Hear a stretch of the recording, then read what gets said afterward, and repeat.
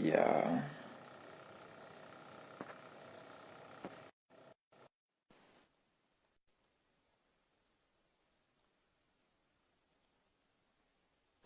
Olá. Já aproveitar que você tá aqui, deixa pra fazer já todas as patentes do mundo. É bom aproveitar, né? É bom aproveitar mesmo. Eu estou só a terminar de fazer aqui uma publicação no Facebook. Eu fiz a publicação no Facebook a dizer que o live será aqui. Quero agora partilhar na minha página pessoal. E vamos lá ver. Pronto, já umas pessoas estão a entrar, sei eu. Pronto, acho que eu nunca mais fiz nenhum live aqui. E eu que nunca fiz. Mas pronto, vamos lá com tudo. Nossa, tem aí um hater, mas pronto, né? Deixa só já passar. Não dá pra bloquear. Ok, esta está agora a entrar. Esqueci da minha água, mas pronto. Para partilhar aqui isso rapidamente. Acho que consegues ouvir-me bem, né? Consegues ver-me bem também, acho. Isso é o mais importante. Vocês russos têm neto de qualidade. Pronto. Digamos que sim. Pronto, já partilhei. Eu acho que partilhei. Partilhei? Sim, partilhei.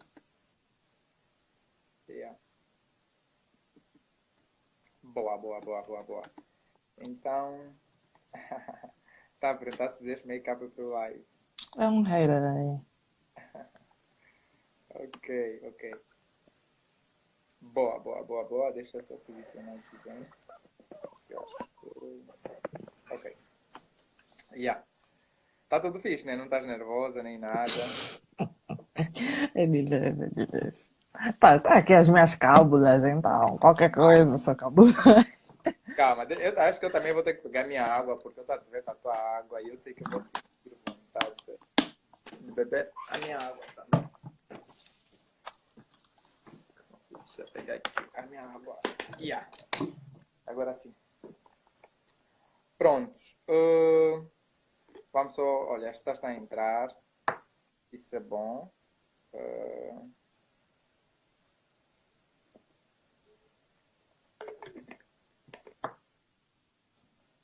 Boa.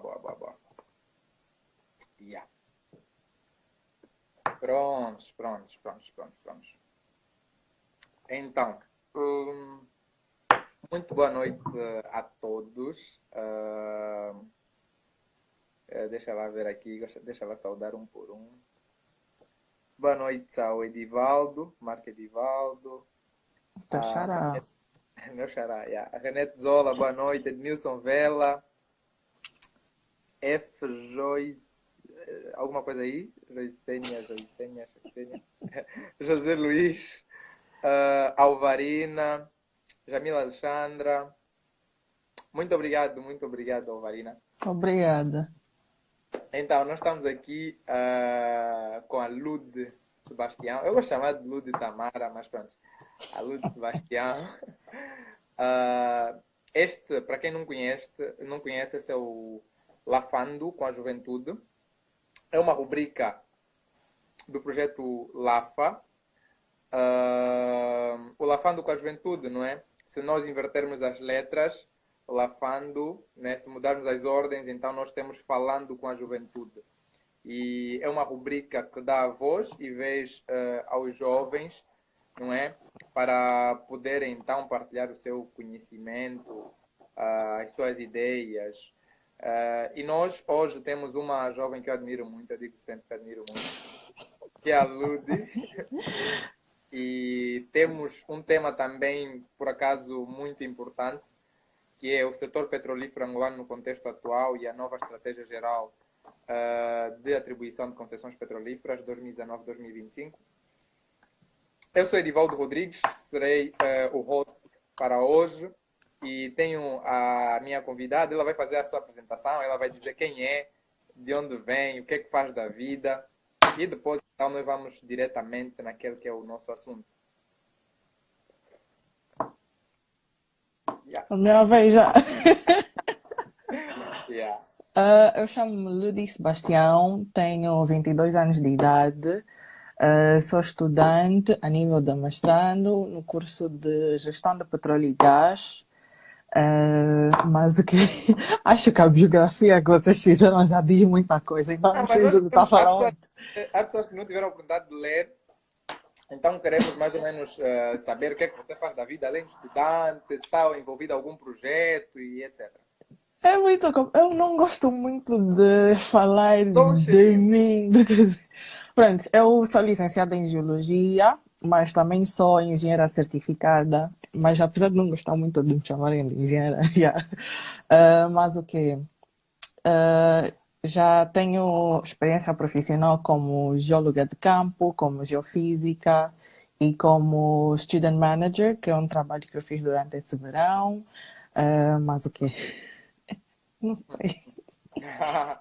Ok, eu sei que também é cofundadora da Associação Gerando Sorrisos. Sim. Sim, senhora. Pode me explicar assim brevemente o que é a Gerando Sorrisos? A Gerando Sorrisos é uma associação beneficente que foi criada em 2014 por mim e por mais das amigas, que são a Daniela Luquinda e a Daisy de Carvalho. Tudo começou porque eu e a Daniela já fazíamos certas atividades na igreja e depois decidimos fazer algo só nosso e que pudéssemos fazer e onde nós pudéssemos ajudar as pessoas conforme nós, num estilo nosso, né, mais jovem e com mais frequência do que estar a depender de atividades organizadas pela igreja. E depois juntou-se a Daisy, que também achou o projeto fixe, e foi assim que começou a gerar sorrisos. Fomos chamando um amigo foi chamando aquele, o outro, e hoje é o que é hoje. E é o que é hoje. Sim, senhora. Sim, senhora. Pronto, nós temos mais ou menos uma hora do Uhum. nosso direto, então vamos tentar gerir bem o tempo. Yeah. Né? Prontos. Como eu disse no princípio, né, o nosso tema é o setor petrolífero angolano no contexto atual e a nova estratégia geral de atribuição de concessões petrolíferas 2019-2025. Uhum. Eu, durante este dia, estava a fazer algumas investigações e, por acaso, alguns dados que eu acabei por ter contacto a primeira vez, não é? Que ainda no site da Sonangol, que dizia que a atividade de prospecção e pesquisa de hidrocarbonetos em Angola iniciou-se em 1910 e que em 1973 o petróleo tornou-se a principal matéria de exportação e, claro, até hoje, depois de 44 anos de independência, ainda continua sendo, segundo os dados do BNA, porque o petróleo representa mais de Uhum. 95% das exportações totais e 20% do nosso PIB, né? Yeah. O que acaba por deixar a nossa economia vulnerável, né, a choques externos e face à volatilidade do preço do petróleo. Então, falando propriamente já disso, porque é uma questão que é muito atual, da questão do preço do petróleo, sendo que refere-se toda hora quanto à volatilidade do preço do petróleo, o barril está a 75, está a 62 Uhum. e etc. O que é que está propriamente na base desta volatilidade do preço do petróleo? Em uma só palavra, do modo geral, política. Mas eu vou tentar explicar um bocado como é que funciona a indústria petrolífera, né? Na Sim. indústria petrolífera nós temos a demanda e temos a supply. Como é que eu digo supply em português, meu Deus? Um, me Oferta. ajudem aqui. Isso, a oferta. Quando a demanda aumenta, né, a oferta baixa. Oh, desculpa, estou a confundir, não é isso. Porque é meio uma coisa complicada. Vamos dizer que quando a oferta aumenta, os preços baixam. Sim. Ok, Quando ok. a oferta aumenta, os preços baixam. Porque vamos sempre querer comprar de quem vende a um preço mais baixo. Uhum. Então, quando a demanda aumenta, os preços baixam. E quando a demanda diminui, os preços aumentam. O que acontece é que, vou explicar um bocado o que está a acontecer agora nos Estados Unidos. Uhum. Os Estados Unidos, de forma a preservar as suas reservas federais, decidiram investir na produção de oil sands, que é o que nós chamamos de óleo. É um óleo que ainda não está completamente líquido, ainda está, vamos dizer que ainda está na fase de querogênio, que é o primeiro estado, ainda está meio sólido. E a produção de oil sands é muito cara. Então, de formas a evitar que os Estados Unidos tenham dinheiro suficiente para produzir oil sands, a Arábia Saudita baixou os preços do petróleo. A Angola, fazendo parte da OPEC, e os preços de petróleo dos países membros da OPEC serem ditados pela Arábia Saudita, a Angola tem que seguir os preços ditados pela Arábia Saudita, porque nós não temos uma indústria forte o suficiente para vendermos ou para ditarmos os nossos próprios preços. Daí fazemos parte de uma organização que de certa forma nos sustente e nos dê um alicerce mais sólido para podermos fazer, ou para podermos para termos mais portas dentro da nossa indústria. Então, de uma Ok. maneira geral, é política ali dentro. É política, quer É dizer que política. são questões políticas que estão na base dessa volatilidade do preço É isso, ah, sim. do petróleo. Ok, ok. Hum, mas pronto, agora sim, lembrando, num passado muito recente, nós tivemos alguns dias em Angola uma crise de combustíveis, não é? Uhum. E segundo um documento da Casa Civil do Presidente da República, dizia que faltou diálogo e comunicação entre a Sonangol e as diferentes instituições do Estado. Já a Sonangol dizia que havia um condicionamento no abastecimento de combustíveis. Sendo Angola um dos maiores produtores de combustíveis, de petróleo, vamos assim dizer, de uma forma geral, Uhum. de África, que medidas poderiam ser tomadas a médio e a longo prazo para que tais situações não se repitam? Olha, eu até hoje acho essa história muito engraçada. Porque o que está na base desse problema é o facto da Angola produzir petróleo e mesmo assim, eh, ou seja, nós vamos produzir o petróleo e nós vamos vender para depois comprar ele refinado, para depois comprar os derivados. É que eu acho uma autêntica, Ok. um tempo. Ou Então, seja, ah, nós. então vamos dizer assim, primeiro, Aham, acabamos por detectar um problema, falta de uhum. refinaria, certo? Esse é o único problema, praticamente. Esse é o único problema.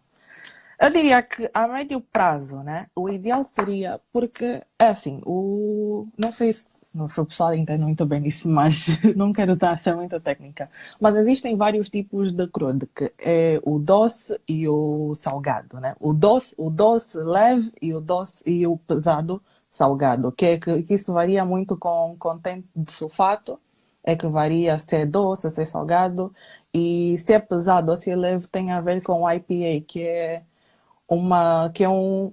uma medida definida pelos Estados Unidos, né?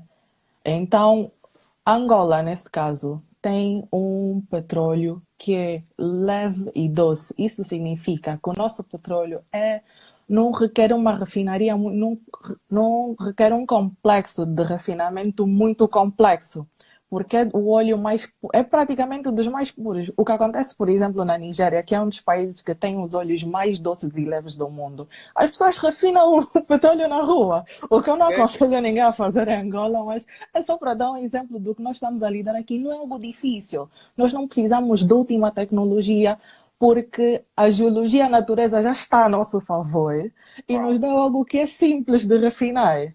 Então, nós não precisamos de, ao contrário dos Estados Unidos ou mesmo da Arábia Saudita, que tem um petróleo pesado e salgado, não precisamos de refinarias com última tecnologia cheias de métodos complexos para refinar, porque temos muita coisa a nosso favor. Eu diria que a médio prazo seria importante que nós tivéssemos uma refinaria capaz de refinar pelo menos 40% da nossa produção diária. Isso só a médio prazo. A longo prazo, obviamente, seria uma refinaria que pudesse não só refinar 100% da nossa produção diária, como 20% da produção das concessões que nós temos em volta do país. Ok. Então, isso seria já a longo prazo. Mas, como tudo, né? Infelizmente, isso parte das pessoas em questão deixarem os seus interesses pessoais de lado e verem e estarem a ver as coisas tendo em conta os interesses do povo e os interesses econômicos do país para podermos ter as coisas realmente feitas e vermos as coisas acontecer. Quanto à crise da falta de petróleo, praticamente o que aconteceu foi isso. O que teve na base desse problema foi simplesmente o facto de nós não termos capacidade de abastecermos a nós mesmos. É o único fator que teve ali. Agora, quanto a isso da Casa Civil, que é comunicação, que não é. Ou seja, isso tudo poderia ter sido evitado se nós tivéssemos os meios para satisfazermos as nossas próprias necessidades, sem ter que depender de transporte para ir até na Nigéria ou na Costa do Marfim refinar o petróleo, porque para já são custos adicionais e estamos a depender também do processo dos outros. É tudo muito complicado, ao meu ver. Ok, então, até porque, até onde eu sei, não é, uma Uhum. refinaria viria a acabar com vários problemas, não simplesmente na questão dos combustíveis, né? Uhum. Estamos a falar para a indústria petroquímica de uma forma geral, porque nós sabemos Yeah. que daí estamos a falar da indústria de cosméticos e etc. Acabaria também por se beneficiar Uhum. das refinarias, certo? Sim, porque uma refinaria não tem só a obrigação de, pronto, vou tirar óleo, diesel, gasóleo, isso. Não, é todo o todos os derivados do petróleo são extraídos dessa refinaria. E se nós, tudo bem que a indústria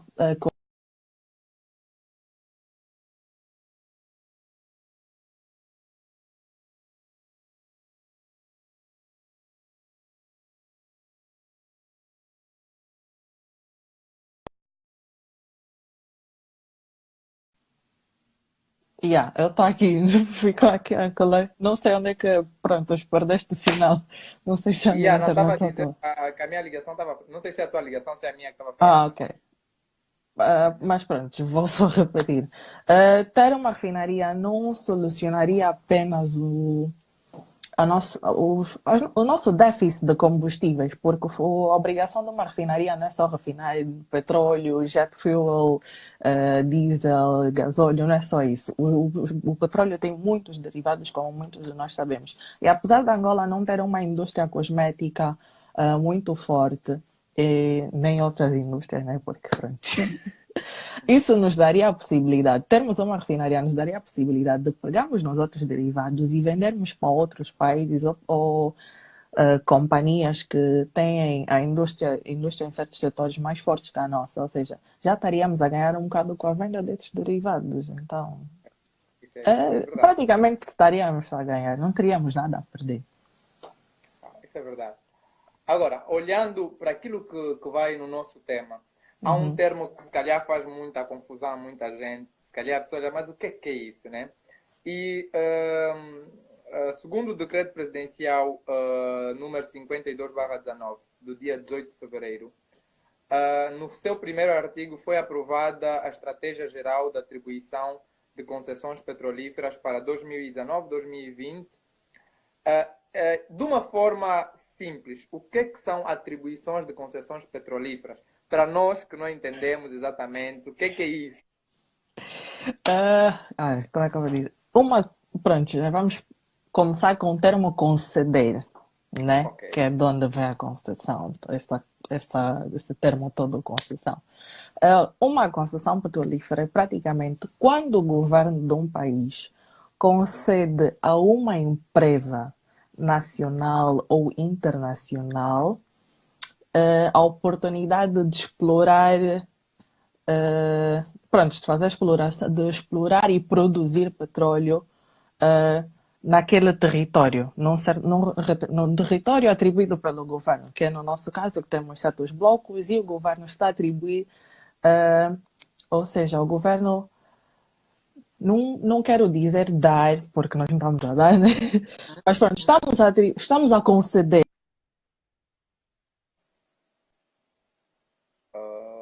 A internet.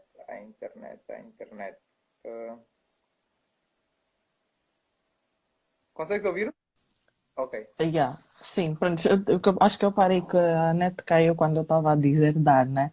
Não, porque nós não estamos praticamente a dar. Estamos a conceder às empresas a oportunidade de explorarem e produzirem petróleo no território angolano dentro dos blocos definidos pelo governo e pelas entidades competentes, né?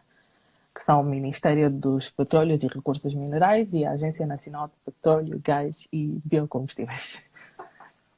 Então, agora vamos agora assim já organizar tudo para eu que sou leigo na matéria. Ok. Por exemplo, Angola tem os seus blocos, as bacias e etc. Tudo aí bem identificado. E precisa de empresas nacionais e estrangeiras para virem explorar e produzir petróleo naqueles locais, certo? Então, organiza um determinado processo em que vai dizer, olha, nós temos aqui esses espaços e estamos a conceder, mas nós vamos fazer uma avaliação das vossas propostas. Mais ou menos assim? Sim. E aquela que for a melhor, então, vamos conceder esse ou aquele ou aquele. É algo assim parecido, né? Sim, exatamente. Boa. Super. Então, agora eu gostaria de saber o que é que essas atribuições trazem de novo para o nosso setor petrolífero. Ou seja, quais são os resultados que se esperam no final de tudo isso? Porque até certo ponto já existia os blocos, as bacias, tudo já existiam empresas a atuar no nosso mercado. Mas eu quero saber o que é que essas atribuições trazem de novo para o nosso setor. Não sei como é que eu respondo a isso, mas é assim, sempre tivemos. Acho que primeiro vamos começar com a grande mudança que tem aqui, né? Antigamente, toda a parte administrativa de trading, como é que se diz trading? Vou struggle muito aqui com o inglês. Mas pronto, de trading, pronto, vamos dizer, as negociações todas eram responsabilidade da Sonangol. A Sonangol é uma NOC, que é o que nós chamamos de National Oil Company, que é a subsidiária nacional. Ou seja, a uma subsidiária nacional não lhe pode ser dado poder sobre negociações que estão mais ligadas ao governo. Daí, ter saído um decreto, eu não sei qual é, não entendo de leis, me perdoem, ter lançado um decreto onde pronto, né, se sugere a criação de uma Agência Nacional de Petróleo e Gás que passa então a ser responsável por isto tudo. Todas essas negociações. Então, a função da agência aqui é supervisionar as negociações das concessões e fazer com que tudo vá de acordo, tudo aconteça da melhor forma possível, tirando também um bocado a carga da subsidiária que deve estar focada na produção, exploração e distribuição e não em negociações, porque isso cabe ao governo. Agora, dizer o que é que isso traz de novo é um bocado complicado, porque nós sempre tivemos as concessões em Irlanda e eu pessoalmente acredito que já podíamos ter mudado muita coisa, mas não mudamos. Mas eu quero ser otimista e dizer que, primeiro, isto vai nos trazer muita tecnologia, porque temos blocos que têm a estrutura geológica ou cujos reservatórios estão no pré-sal. Infelizmente, avançando já um bocado, eu fiquei muito triste de saber que a Petrobras... Calma. Antes de continuar, há termos aqui que têm que... Não, estou aqui a ficar muito excited, estou muito... O que é o pré-sal? Eu sou leigo. Ai, meu Deus, é geologia. Mas pronto, isto Sim. tem a ver com a geologia das bacias, né? Tudo a formação, porque nós temos o pré-sal e tem o pós-sal. Então, tudo tem a ver com. Quando eu vou dizer pré-sal, por exemplo, é a localização onde o reservatório está, porque nós vamos ter que é os shale diapers, que são tipo estruturas de sal, que eles têm um shape. Deixa eu procurar aqui um papel para eu desenhar. Yeah. E assim, Tem mais ou menos um. Prontos, né? Os geólogos olham para isso mais ou menos assim. Tem uma ah, estrutura assim, tipo, onde nós podemos ter o reservatório ou aqui embaixo, né? No pré-sal, ou aqui em cima, que ele fica acumulado. Fica mais ou menos acumulado assim. Calma, dando deixa eu até só uma aula de geologia agora. fazer aqui um rabisco muito rápido, mas prontos, né? Fica mais ou menos acumulado aqui assim no sal, que esse é o que vai ser classificado como pré-sal. E um dos países que tem, vamos dizer, a melhor tecnologia atualmente para exploração em blocos cuja geologia é desse tipo é o Brasil. E eu fiquei extremamente decepcionada quando saiu a notícia e só a Total e a Eni que, prontos, né, até agora, acho que, prontos, que até agora foram escolhidas para a próxima fase das licitações e não ter visto ali a Petrobras, prontos, deu-me no coração, porque eu pessoalmente estava à espera, estava looking forward para saber que tecnologia que o Brasil ia trazer para nós, para depois nós podermos fazer as nossas explorações sem ter que. Se bem que é um bocado complicado, porque quando empresas internacionais têm tecnologia, o que eles normalmente fazem não é darem, né? Que é o caso, por exemplo, da Shell e o gás. O que eles fazem é trabalhar em conjunto com a empresa nacional, eles nunca vão te dar tudo o que eles têm, há sempre ali um acordo, mas é aquela partilha do conhecimento que fica ali, ninguém pode tirar de nós, que é o que eu Exato. estava mesmo aqui à espera, infelizmente não É, vai acontecer. Pronto, o que eu, pronto, né? Já falamos de tecnologia, outra coisa que acho que todos os jovens que estão aqui a assistir estão à espera é o emprego. calma, Ah, assunto. Vamos tocar nesse assunto, mas pronto. Por exemplo, o Evandro diz a Associação Nacional, Agência aham. Nacional do Petróleo e Gás está como árbitro e jogador.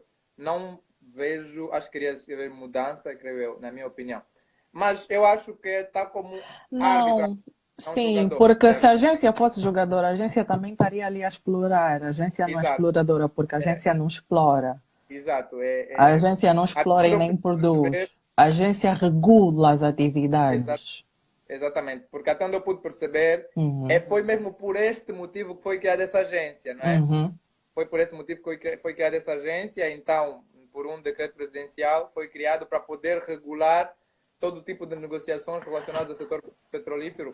Sim, eu diria que o máximo em termos de atividade não administrativa que a agência faz é a aquisição dos dados geológicos e físicos, faz todo o levantamento, Exato, ou seja, faz toda a exploração, porque né, primeiro tem a exploração, depois o processo a indústria petrolífera tem essas fases todas, né? Então, o máximo da atividade não administrativa que a agência faz é a aquisição dos dados é a prospecção, é aí onde eu queria chegar. O máximo que a gente ia fazer é a prospecção dos blocos e das bacias. Não joga, porque se mas faz jogasse. com que finalidade isso? Não, também está ali, praticamente é tudo uma estratégia do governo, e até mencionou-se isso quando saiu a notícia, acho que há 1 ou 2 dias atrás, sobre a Eni e a Total terem sido selecionadas. Faz tudo parte da estratégia do governo de aumentar, de expandir o conhecimento geológico e petrolífero do país, blá, blá, blá, tudo daí. A agência também intervir na prospecção dos blocos que nós temos em Angola. Isso também, de certa forma, isso, de certa forma, está envolvido também com o processo de licitação das concessões, porque eu não posso vender algo que eu não conheço. Ok, ok. Por exemplo, a agência, para fazer os roadshows, para chegar e dizer, olha, temos esses blocos, eles precisam dizer o que é que eu tenho nesses blocos, cria cria um certo excitement nas empresas, porque tudo bem que eles vão ter que fazer a prospecção de novo, porque eles têm tecnologias diferentes, eles têm que make sure que ali tem o que eles querem. Mas, de certa forma, a agência já lhes tem o trabalho adiantado porque já lhes deu os dados. Nós não, praticamente o que acontece é a agência não lhes diz, aí tem petróleo. Vamos dizer algo, a geologia não mente, a geologia está ali. O que a agência faz é isso, é mostrar o que está ali. E depois eles analisam, fazem os seus estudos e decidem se querem ir para frente, se não querem. Mas aí já é o próprio risco da empresa, porque em momento nenhum a agência chega e diz, aí tem petróleo. Nós estamos apenas a mostrar o que os nossos estudos, estamos a mostrar os nossos dados ou as nossas imagens, estamos apenas a vos mostrar o que nós encontramos. Agora, cabe a vocês, caso aceitem fazer parte disso, fazerem further studies, irem after further studies, de formas a ver se tem mesmo o que vocês procuram ou não. Ok. Senhora. Interessante essa última parte, muito Uhum. interessante. Mas agora, pronto, já percebemos o que são essas concessões, percebemos mais ou menos, mas agora, essas concessões têm etapas. Por acaso eu estava no site da Uhum. agência e vi lá que dizia, tinha uma parte do processo de não sei quanto, processo X, Y, Z. Que Uhum. etapas são essas? Ou seja, quais são as etapas que cada empresa, mais ou menos, precisa de seguir até chegar à fase final em que depois a agência vai dizer, ok, a empresa que vai explorar nesse bloco é a empresa X ou Y. Falando de um ponto da empresa, eu não prefiro não aprofundar muito porque eu não tenho conhecimento. Estou melhor informada sobre a parte da agência, né? Na parte, nesse caso, na realidade, eu me referia à Aham. parte da, ou seja, por parte da agência, quais são as fases que foram traçadas Ah, para ok. esse processo todo. Sim, primeiro tem o anúncio dos leilões. Depois do anúncio dos leilões tem a submissão das ofertas, né? Que são as propostas. Ok. Que já ficamos a saber que a Total e a Eni, a Total, a francesa, e a Eni, a italiana, foram algumas das empresas que submeteram propostas, ou seja, foram algumas das empresas que mostraram interesses nos nossos blocos. E depois tem a abertura do, dos, dos bids, como é que se diz bid? Essa parte aí Num eu não. leilão, quando cada um chega e diz eu dou 50, dou 100, isso aí que são os bids, né? Ou seja, ganha o mais forte. Ok. Depois tem a qualificação e. Como é que se diz isso, Anderson? Sim, a qualificação e reavaliação da proposta. Uhum. Depois tem a Concession Award, que é. Ok, Concession Yeah. Award. Conceder, né? Conceder a Yeah. concessão. Depois tem isso, Nesse conceder a caso, concessão. ok. Depois tem a negociação dos contratos e finalmente a assinatura do contrato. Então esse é um processo bem longo.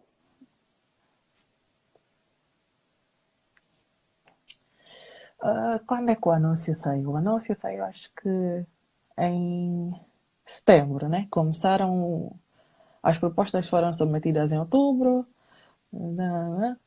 Ou seja, abril é a assinatura final do contrato.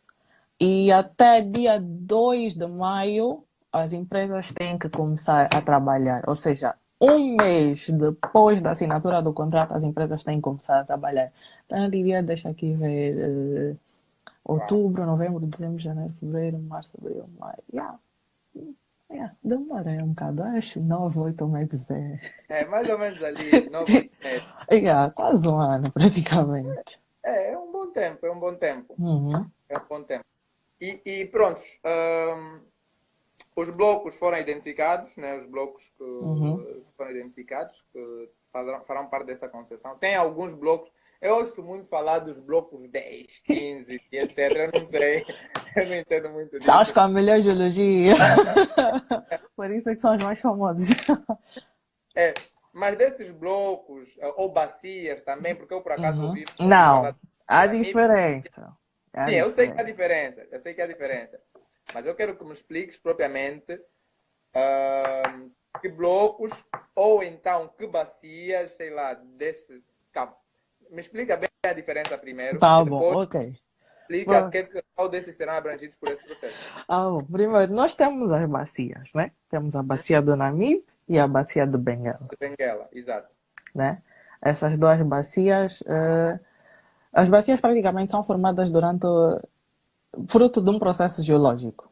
Yeah. Uhum. E quando tu ouves bacia, para um geólogo é muito bom, porque geralmente a geologia de uma bacia normalmente indica, ou seja, apresenta estruturas que um geólogo e um geofísico, que deixam um geólogo e um geofísico muito felizes, porque, são estruturas que favorecem a acumulação, como é que eu vou dizer? Sim, que favorecem, não quero dizer acumulação, estou aqui a pensar ainda na geologia de um reservatório.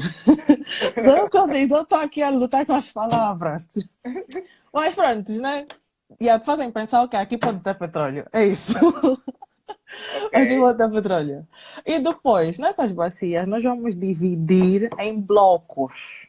ok. Ou seja, vamos dizer, tens a bacia, depois vais fazer a divisão da tua bacia, ali dentro tem os blocos. E aí tu vais, eu não sei como é que é feita a numeração dos blocos, para ser sincera, mas pronto, né? Ali depois temos as bacias e depois são divididos os blocos de acordo, não sei muito, também infelizmente não sei muito bem quais são os critérios para a divisão de cada bloco. Ok, nessa primeira fase, as bacias são as bacias do Namibe e de Benguela, Sim, apenas. sim, as bacias da Namíbia de Benguela, com um bloco em Benguela e 9 ou 8 no Namíbia. Yeah, Ok, não dois no Namibe. yeah. O Pedro pergunta se estão localizados onshore ou offshore. Offshore. Offshore. Ok, ok. A mais próxima da costa que está a ser ligada está na bacia de Bengala, o bloco mais próximo da costa. Mas são todas offshore. Nessa primeira fase, né, de 2019 a 2025, vão apenas ser leiloados blocos offshore. Ok, ok, ok. Uhum. Sim, senhora. Sim, senhora. É interessante, já estou a começar a gostar. Acho que eu devia pensar bem no meu curso. É.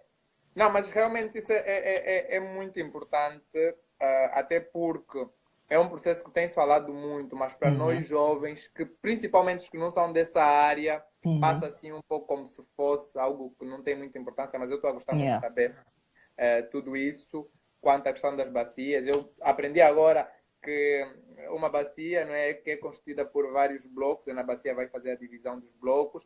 Anteriormente eu pensava que se calhar são coisas bem distintas, ou sei lá. E agora consegui perceber isso, não é?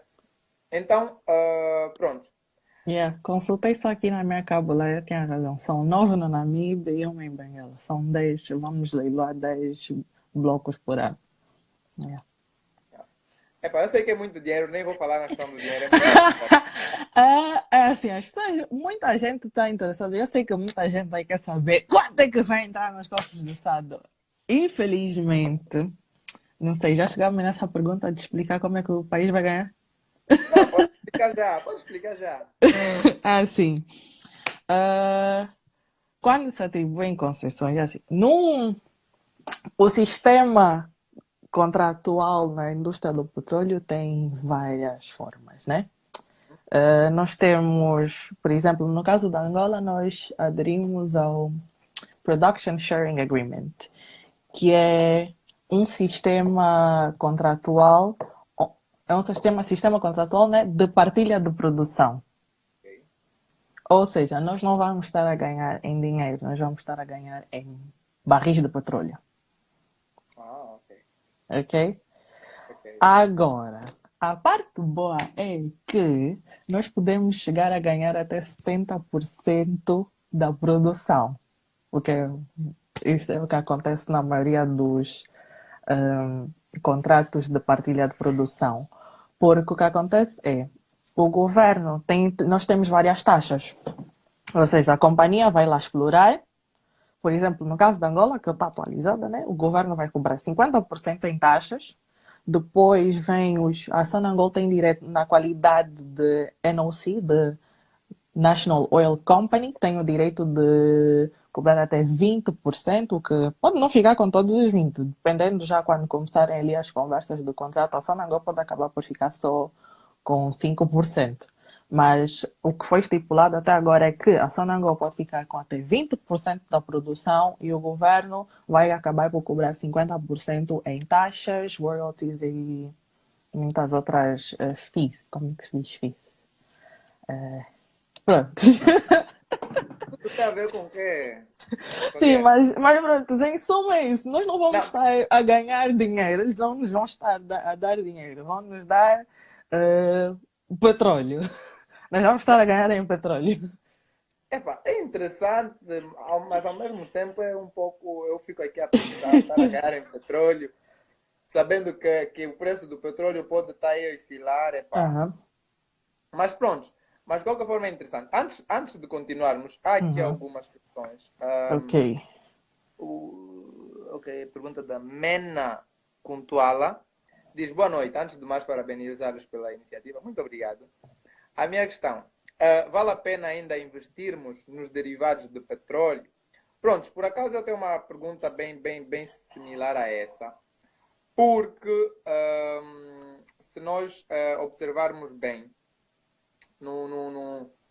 falando já propriamente do futuro da indústria petrolífera, muitos países acabam por, pronto, vamos assim dizer, eles tendo em conta a questão ambiental e não só, têm feito várias substituições em grande escala dos derivados do petróleo como combustíveis Uhum. automóveis, né? Uhum. Né? Tentando diminuir a emissão de gases poluentes.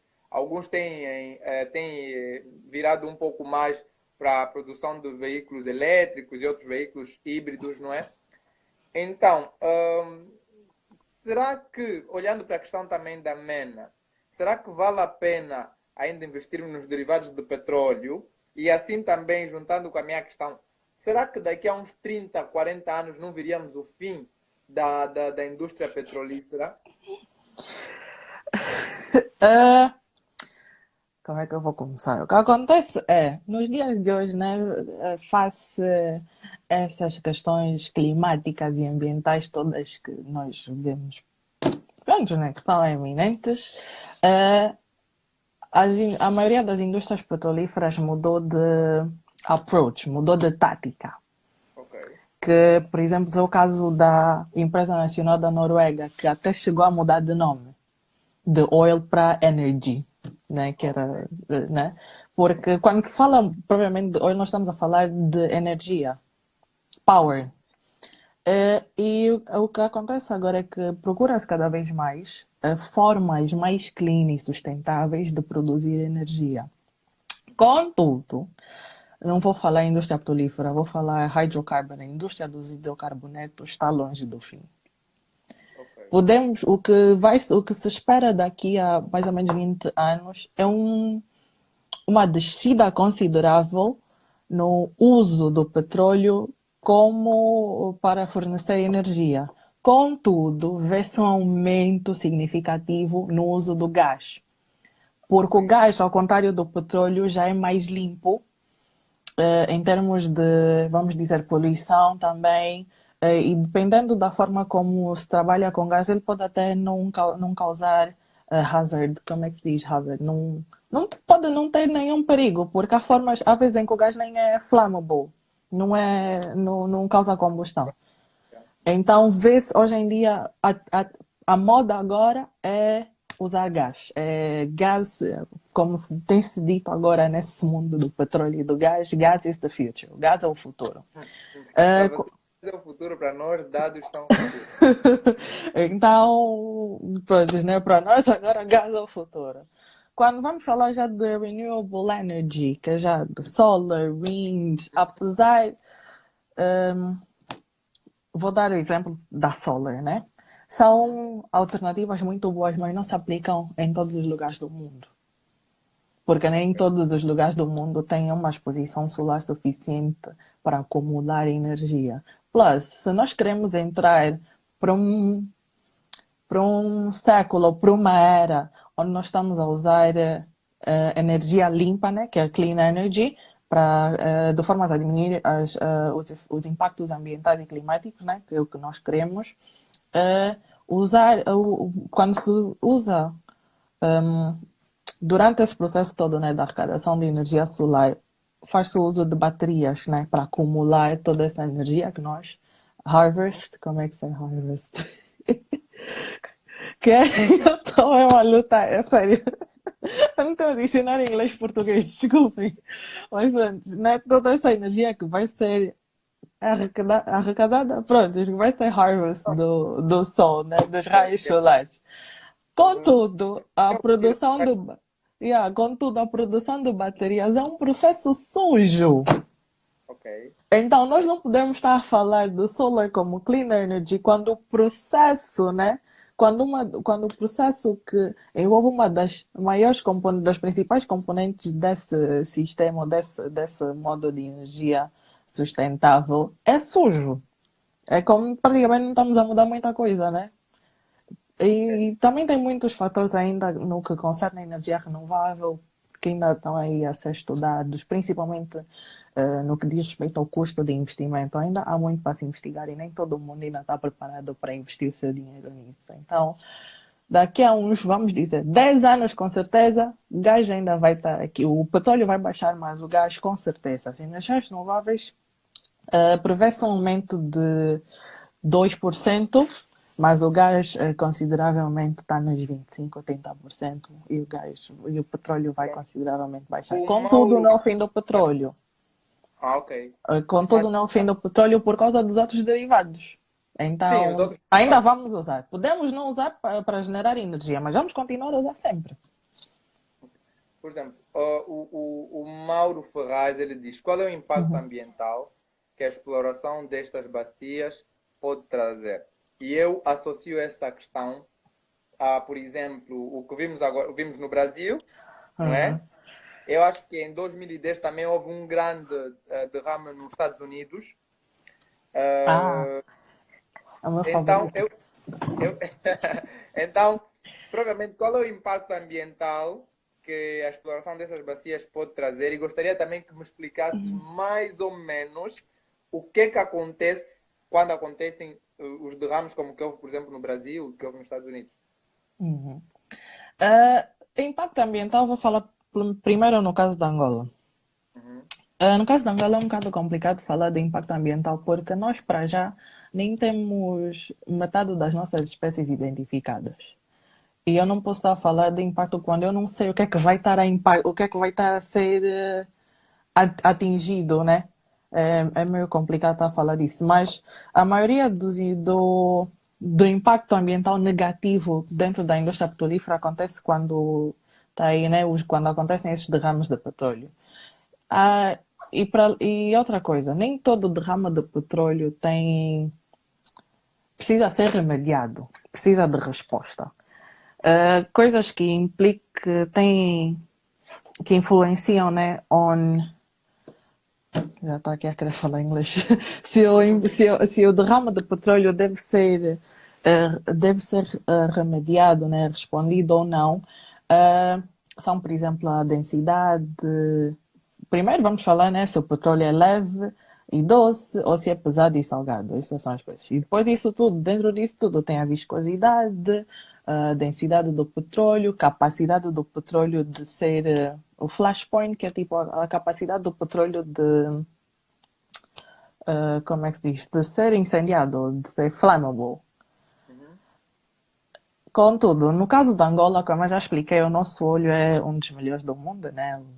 Então, não tem assim tanto perigo, porque quando os processos de remediação que têm a ver com o tipo de petróleo que nós temos também acabam por ser mais simples, dada a simplicidade do hidrocarboneto que nós temos em Luanda. Então, impactos não seriam estrondosos a menos que a quantidade de óleo derramado fosse acima dos níveis considerados. Porque mesmo na indústria petrolífera acontece algo que é oil discharge. É tipo, quando é estabelecido por lei que certas quantidades de óleo, dependendo do tipo de óleo, né, em questão, podem ser atiradas ao mar e não causam impacto nenhum.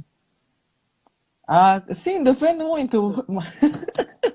É permitido por lei que isso aconteça. Porque, Uau. de facto, já foi estudado que não tem impacto nenhum. Então, é permitido que é o discharge. O que é diferente de um derrame quando é acidental, que já é mais um acidente que não é propositado, ao contrário do discharge, que é quando nós estamos mesmo, e é-nos permitido fazer isso em quantidades controladas e estabelecidas por lei.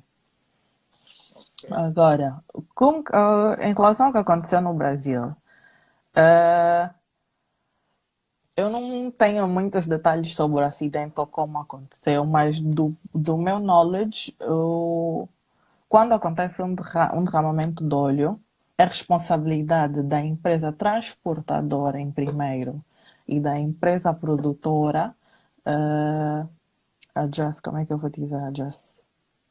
Responderem ao problema, tratarem do problema.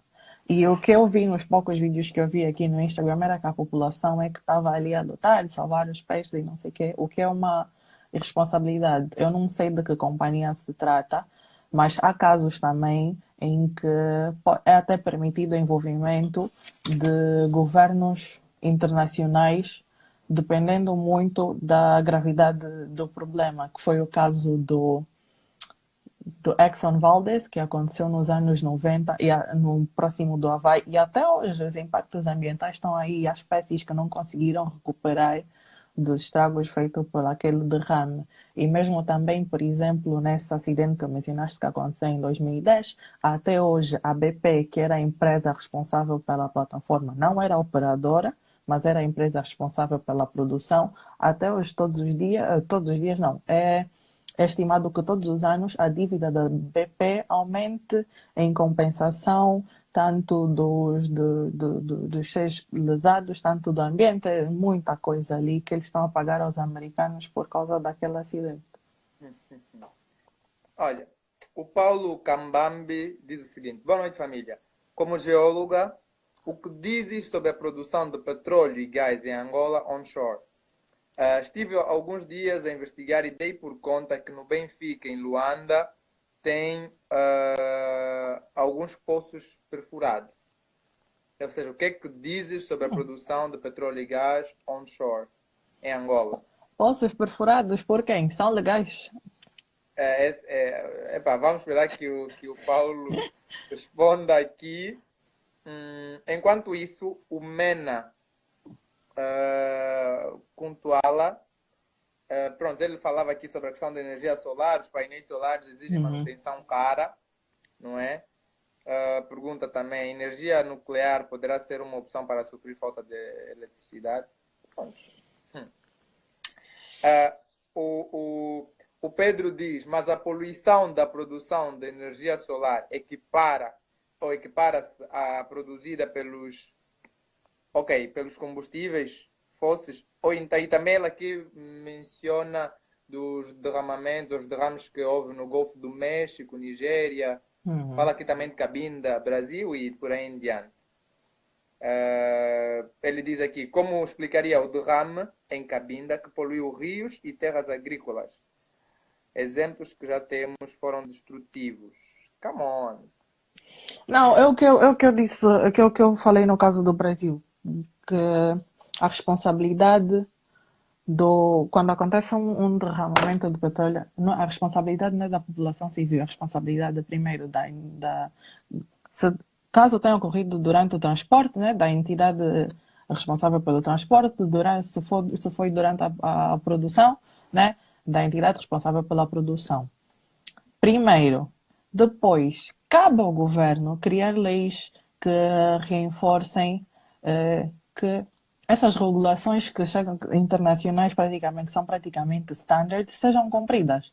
No caso da Nigéria, eu não quero falar de Angola porque prefiro não estar a especular sobre coisas que eu não sei. Sei muito bem o que aconteceu na Nigéria. No caso da Nigéria, caso estejamos aqui a pensar no mesmo acidente, foi um acidente provocado pela Shell. É assim, a Shell é do conhecimento geral que a Shell faz e desfaz na Nigéria. Isso porque o governo nigeriano não tem pulso firme com a Shell. Ou seja, um desastre daqueles que aconteceu na Nigéria até hoje ter efeito sobre a população civil até hoje. Não é para o governo olhar de lado e o governo nigeriano praticamente não fez nada e a população civil é que esteve ali a tentar limpar como pode, a ponto até das pessoas consumirem aquele peixe que estava infectado com petróleo porque não tinha ali ninguém para lhes ajudar. E a Shell, óbvio, se eu estou num país onde eu posso fazer e desfazer, o governo não me faz nada. Tipo, fico relaxado, não estou nem aí. Então, isso parte muito também do princípio de nós termos entidades reguladoras que estejam ali realmente a fazer o seu trabalho, do que nada, porque as companhias sabem muito bem das suas obrigações, sabem muito bem das suas organizações. No entanto, se não tem ali alguém que lhe faça cumprir com o que é devido, nada feito. E vamos continuar a ter essas irregularidades e derrames que não estão a ser respondidos nem remediados. Mas eu quero tentar entender algo. Será que quando acontece um determinado derrame, será que são custos muito elevados para tentar remediar isso, que faz com que as empresas muitas das vezes deixem a situação assim ou algum outro motivo? O custo depende muito do tipo e quantidade de petróleo, e também da empresa, né? Porque cada empresa que limpa usa a sua própria tecnologia, Ok. então cada um vai dar o seu preço. Mas a maioria das empresas petrolíferas têm capacidade de responder, não vou responder, né? Porque não vão conseguir limpar tudo, mas pelo menos diminuir Uhum. ou atrasar o como é que eu quero dizer? No transporte. Estou aqui a lutar com as É, palavras para traduzir. que se Isso mesmo. espalhe. Isso mesmo, isso mesmo, isso mesmo. O alastamento do petróleo dentro das primeiras 24 horas depois do derrame. Mas vamos entrar mais uma vez nisso. Se eu estou num sítio em tipo posso fazer e desfazer, ninguém me fala nada, não tenho problema. Tipo, nós não sei.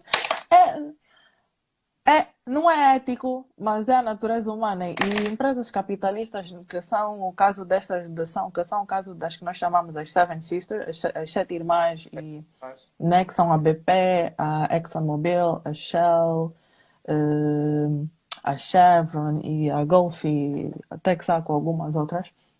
Eh, se eu estou ali num país que eu posso fazer desfazer também, ninguém vai me dizer nada. Tipo, deito o lixo na rua, vaso. Não vai ter ninguém para me dizer, olha, apanhaste o lixo ou paga uma multa porque deitaste o lixo. Tipo, nada feito. Ou seja, é o que eu estou a dizer, não adianta termos essas leis todas quando não temos uma entidade reguladora que está ali mesmo, que está ali a fazer o seu devido trabalho. Enquanto isso continuar a acontecer, vamos continuar a ter derrames que não são sem resposta, que depois acontecem esses impactos, que é o que aconteceu no caso do Brasil, porque praticamente para chegar naquele estado em que o olho está a colar nos animais, é porque já passou por emulsificação, alguns dos elementos já evaporaram, que é o que acontece durante as primeiras horas depois do derrame, e depois praticamente as propriedades do petróleo vão mudando. E para chegarmos a esse estado é porque é negligência, praticamente, das empresas responsáveis. ok. O Elser Lucchini diz: o Patriota era um campo petrolífero. O Mauro Ferraz, 11, diz: fala do GT, combustível usado nos aviões. Com a nossa própria refinaria, será que já se pode pensar em ter mais rendimento, uma vez que se trata, ok, uma vez que se trata de um derivado do petróleo? Uhum. Indo um pouco mais adiante, espero que eu tenha apanhado essa. O Paulo Cambambe diz: Então, os poços que eu me refiro foram perfurados na era colonial. São poços que já produziram petróleo e mesmo na bacia do Kwanza há estudos que dizem ter petróleo. E, por fim, o Mauro Ferraz pergunta: qual é o derivado mais caro adquirido no petróleo? O Mauro pergunta qual é o derivado mais caro. O uhum. Paulo faz aqui simplesmente dá um contributo, que ele diz que os poços que ele se referia. Ele tinha feito uma pergunta da exploração de petróleo e gás onshore, né? Uhum. E que ele falou que no Benfica havia alguns poços, e ele agora diz que os poços que se refere foram perfurados na era colonial. São poços que já produziram petróleo e mesmo na bacia do Kwanza há estudos que dizem ter petróleo. Uhum. E o Mauro perguntou sobre os combustíveis usados nos aviões, se